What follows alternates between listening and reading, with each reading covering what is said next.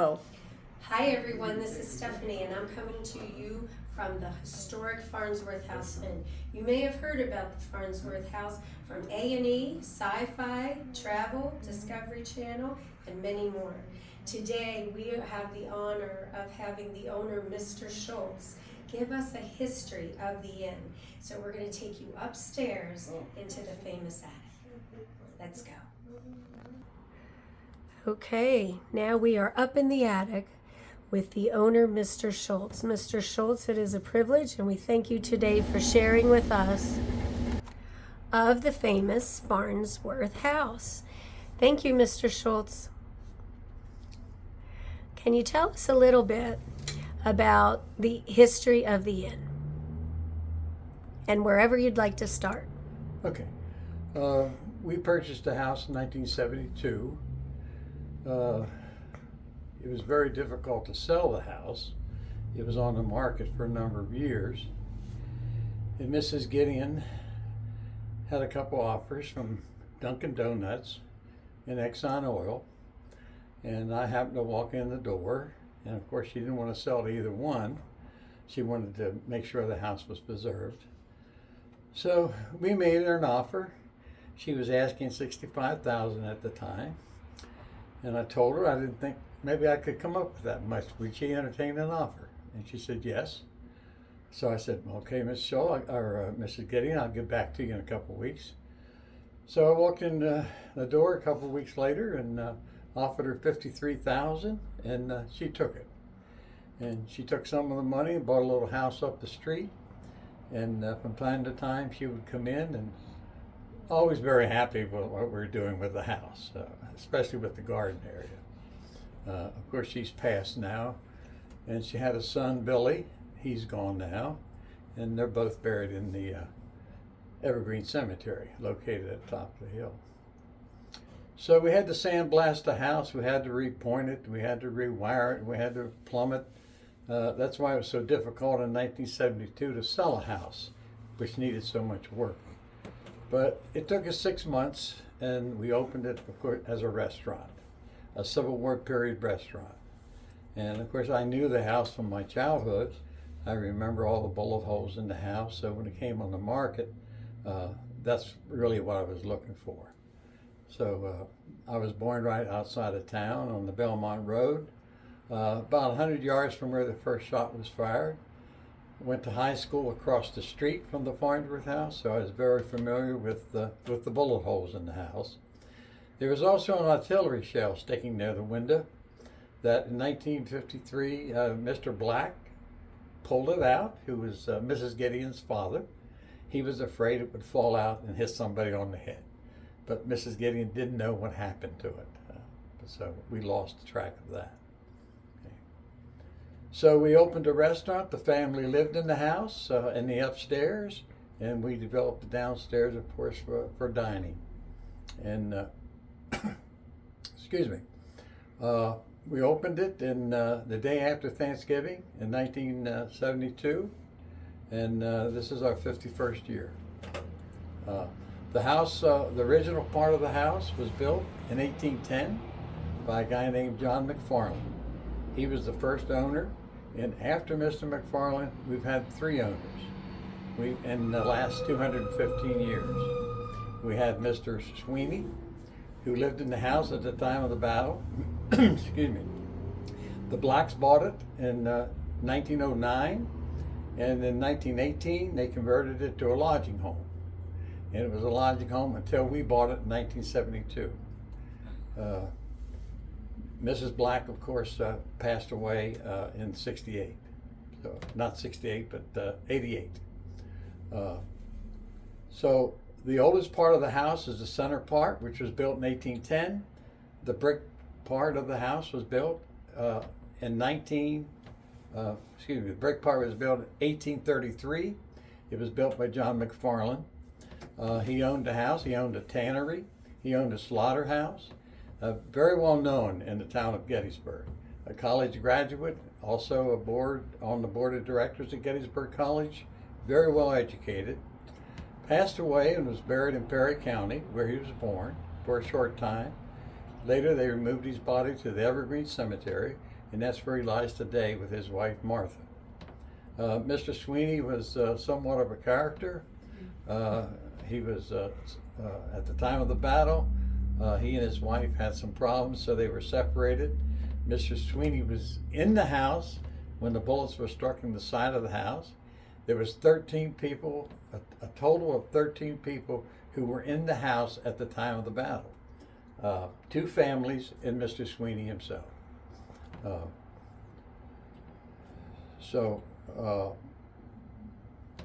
I can go into things that happened around the house, but the brick part of the house with the bullet holes are the big attractions as far as the house is concerned.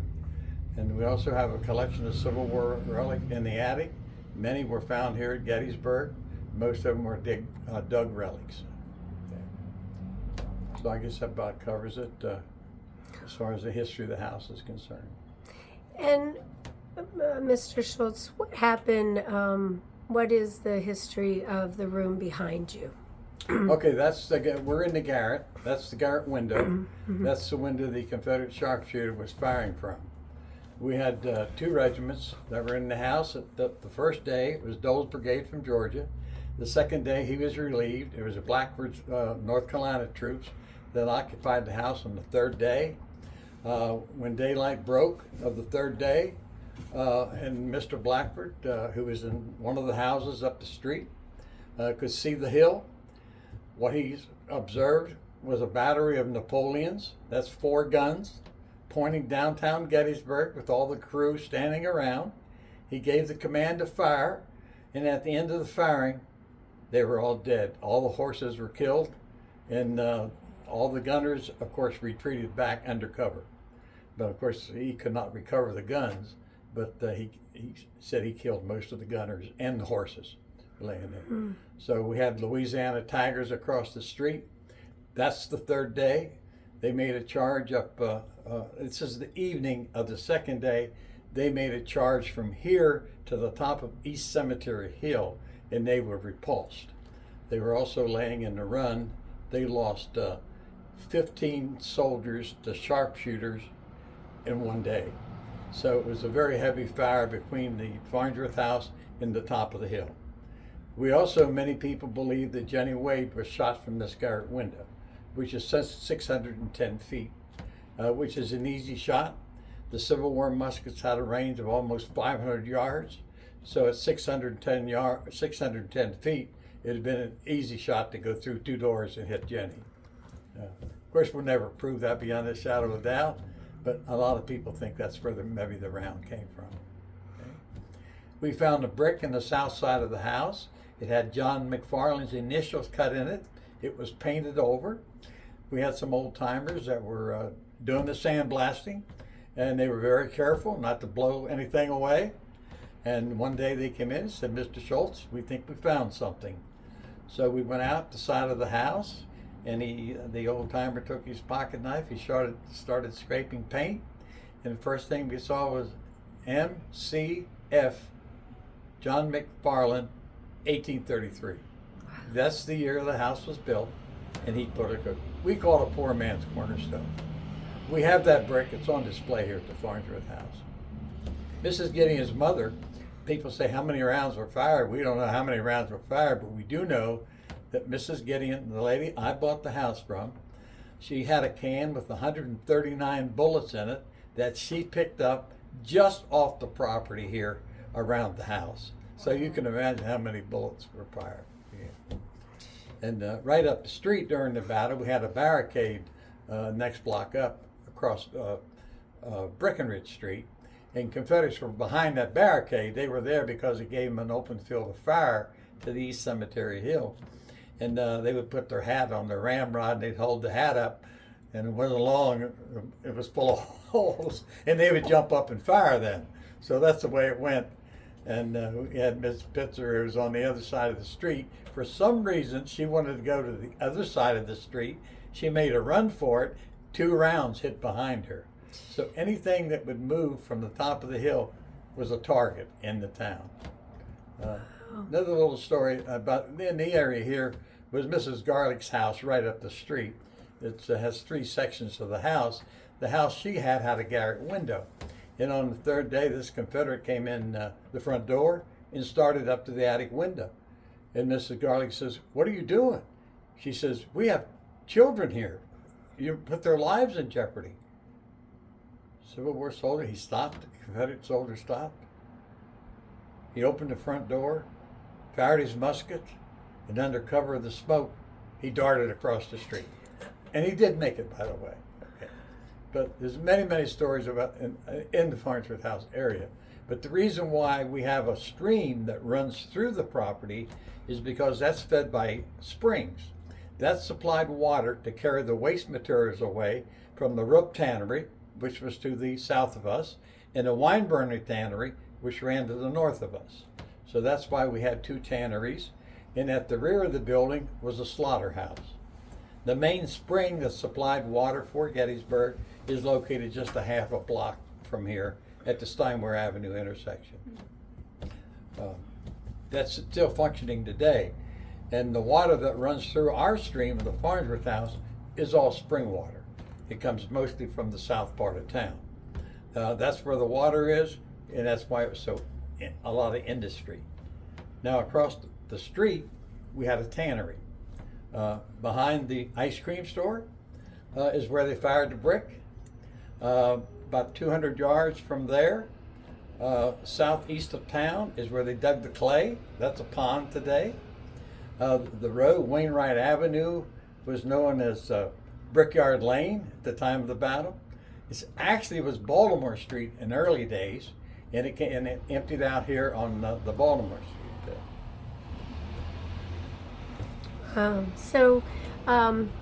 Just taking the history you gave us has been incredible. This has been a privilege.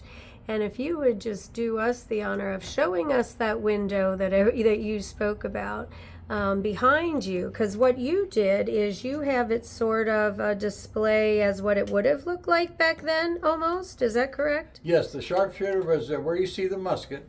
That's where he was. He was in a prone position, of course, firing out of the window. Mm-hmm. And of course, it's pretty warm up here, and I'm sure they took turns. Okay. Firing because of the heat and so on. Okay, so what I'm going to do is I'm going to get a picture of that on camera. And then again, you had said you have a display here, and I want the people to be able to see it. Can you tell us about some of these things here? Oh, sure. The Confederates used mostly wooden canteens. The Union soldier used a bullseye canteen. We have a bottle, which is a ketchup bottle. The tall one, the one next to it is a wine bottle. And then the little bottle, we're next to the soldier. We call him Sherman's Bummers. It has embossed on it Worcestershire sauce, Lee and Perrins. And the little round bottle is a mustard bottle. And in front of the mustard bottle is a tobacco twist. If a Union soldier, he usually had coffee. The Confederate soldier usually had tobacco twist. And every once in a while they get together and they would exchange. To the sorrow of some of the officers, of course didn't want them to fraternize, but they did anyway. Some of the officers just turned their heads and kept going. We did have canned goods during the Civil War. No canned goods were at Gettysburg because they had canned goods in a camp. When they go in a winter camp, we had a battle here, and when they fought the battle, they withdrew. They didn't have time to sit around at camp and open cans and so on. But we had evaporated milk, we had canned fruit, canned vegetables in cans. The sad part about it is they sealed it with lead. And that's not good for your health. And we have knives and forks and so on. These items here were dug, of course, in later years. They are not Gettysburg items, but all the dug stuff that you see here is Gettysburg, and they're all identified as to what section of the field they were found in. Oh, wow. This is a collection from years ago that I bought from an old timer here that had it. And he cataloged everything, so we're very fortunate. So I'm going to take us back here. Good. So you can see everything that they have in this area.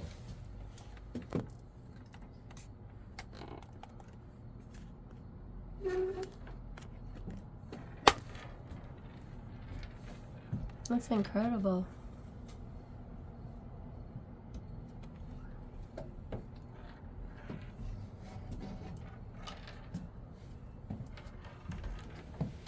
Okay. And I'm going to take a peek behind you at what you have done. And again, this is where... Say that again about that rifle. That's an Enfield. It's a basic Confederate weapon. There's a 57.7 caliber. The Union Army could fire their ammo, and the Confederates could fire the Springfield ammo, which was 58 caliber. And that's the window they laid and shot out at, Yes, right? that's the window the Confederates were firing from, and that's a bullet hole above the window. Wow, you can see it coming straight through there. We had to put a little wire over it. The birds kept coming in. Oh my gosh.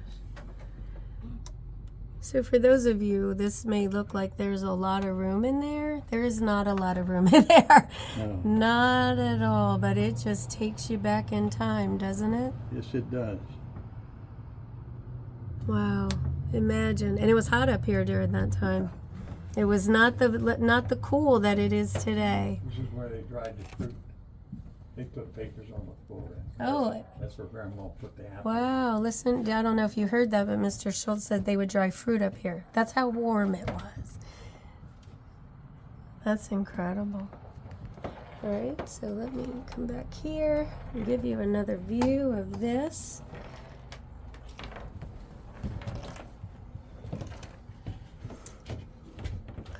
So I thank you, Mr. Schultz, for your wealth of information. And also thank you for being, what'd you say, 51 years here?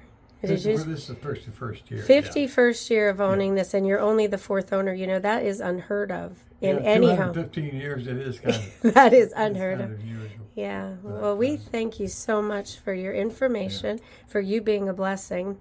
And for those who are not familiar with, excuse me, the Farnsworth house, you have how many rooms in here for your inn? We have 12.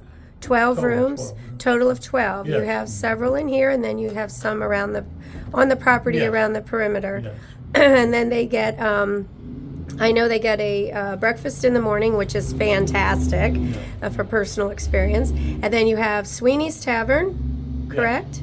And then you have your beer garden. Yeah, and a Civil War camp to the rear. Oh, that's right, the Civil War camp to the rear. So for those of you listening, if you've never been here, you have to come here.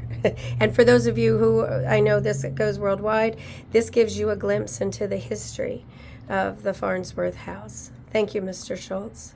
Yes, thank you for coming. Yep, thank you. Appreciate it.